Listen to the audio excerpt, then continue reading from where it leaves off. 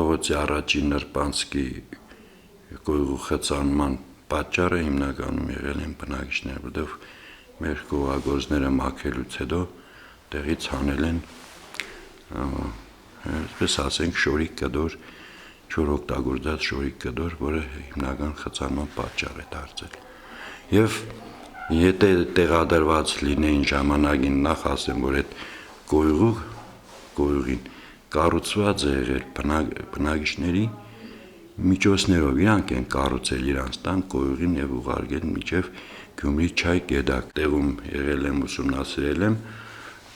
որովհետեւ երկրորդ անգամ չկրկնվի, այս տարվա մեջ կտեղադրենք մի հատ դիտահոր։ Ռուստավելի փողոցի առաջին նրբանցք 72 տան բնակիչներ, այո, երբ տեսանք այդ ջրերը, դրանք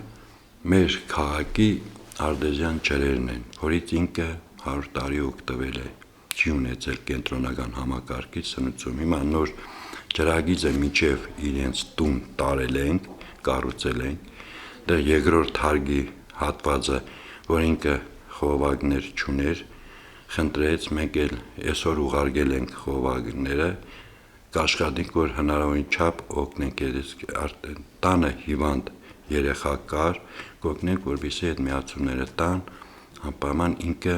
ընդանուր կենտրոնացված համակարգից ջրամատակարարումն է եւ այդ ջրերը չօգտագործել։ Ներսես շնորհալի, արդեն մենք լավ տեղյակ ենք, երբ միացումը կատարվել է, նոր ջրագիծը միացվել է շենքի հին համակարգին,